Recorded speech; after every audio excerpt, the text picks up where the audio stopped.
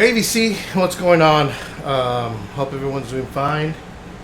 It's Monday evening, just here chilling and thinking of a thread. I know I haven't made a video. I've responded to videos. I entered a video contest and I've done the live streams, but I haven't done a video of a thread. I was thinking, what threads have I not seen? A lot of the threads that I have seen are similar. Name your top five this, whatever. Name your favorite bands, blah blah blah. So I was thinking, I've never seen a thread about your first five concerts. Which were your first five professional concerts that you attended, and show the record that they either toured in or that they either had in their discography when you saw them. So I've never seen that thread before. It may be out there. I don't know. But I said, let me give it a shot here with my audience, you guys, and see if it picks up, see if it gets steam and picks up any interest from members out there. Anyway, not to make this any longer than it should be, my very first concert was back in 78, and it was called Border Jam 78, and it was headlined by the band Moxie. Now, when they toured in 78, I did a little research. This album, they weren't touring for this specific album. They were touring one with their second singer, which was Reno, which eventually became the singer for the band Loverboy. But he did sing on one record with the band Moxie.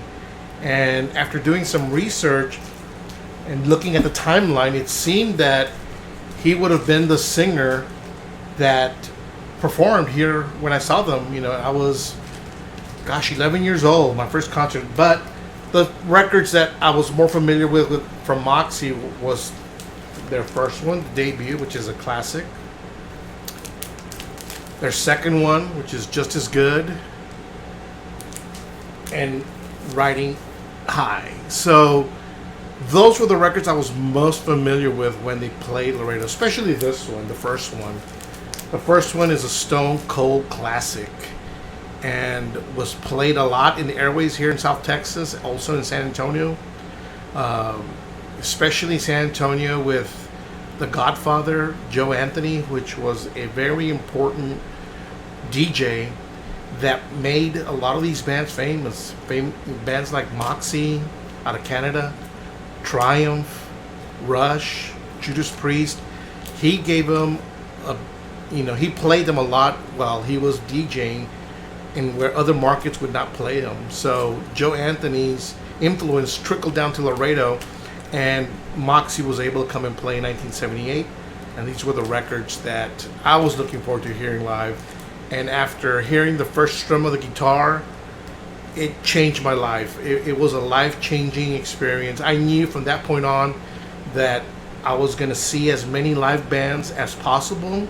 I was going to do just about anything to go see a band. A lot of bands didn't tour down in Laredo that much, but the few that we did get, and you'll see, we got some quality bands down here, some classic ones. Now that I think about it, now in retrospect, you look, wow, X band, such and such band played in Reno. But this was a life-changing experience. I walked out of there knowing that I was going to listen to music and see live shows, as many as possible, if I can. So Moxie was the very first concert in 1978. The second show was a band out of Los Angeles by the name of Legs Diamond. They were towards the tail end of the glam rock era. I think they started in 74, 75, but they didn't pick up speed till 76, 77, 78. And when I saw them, they were touring behind this album, which is Firepower. I remember the concert t-shirts, all the promotional material was this particular album. But I was very familiar with their first album. This is, to me, probably the best one in their catalog. I was also familiar, and they had under their discography when they played here, A Diamond is a Hard Rock, another classic, and of course, Firepower. So that was my second show. Again, it was in '78, I believe. It was exactly on 1979, and I'll show you the ticket stubs of the shows that I attended. Next was a show in 1979, and it was Judas Priest. Now this was, I couldn't believe that at the time when they played here. I was, 12 years old. That Judas Priest, one of my favorite bands growing up. I listened to every album they had up to this point. We're going to come play in Laredo. And I remember I got punished a couple of weeks before the show. My mom actually sold my tickets, mine and my brother's. And, I begged and pleaded and pleaded my case. Like, these guys are from England. They're not going to come again. This is a once in a lifetime. And my mom, being a music lover herself, she saw Elvis back in the day, knew what an impact a live performance makes on someone, on anyone, especially someone young. So she bought us the tickets again, and I took my brother and we went. And at the time, they were touring for this one, but the band Point Blank was opening up for them. They're a Texas hard rock band. If you're from Texas, you'll be familiar with Point Blank. So the show was billed as Point Blank with Judas Priest live in Japan, Unleashed in the East. Now, when they were touring for this particular record, it was actually the Killing Machine record that they had under their belt, but they had released this live or pseudo live record, which I remember correctly because I had the concert T-shirt, and it was like a cartoon version of this cover. So that was my third concert. Many years passed later. This is 1979, going back to 81. Third show that played in Reno was, again, Judas Priest. This time they were touring on the Point of Entry tour. So of course I had to get a ticket. And at the time, there was an unknown band by the name of Iron Maiden that was opening up for them. And they were touring under the Killers record release. Now, in this record, they had the previous singer, Paul Di'Anno. And they were a very different Iron Maiden than the Iron Maiden they became with Bruce Dickinson. This one had a harsher, more punk rock attitude tone to their music than what later became Iron Maiden with Bruce Dickinson, more classical metal with a great voice by Bruce Dickinson.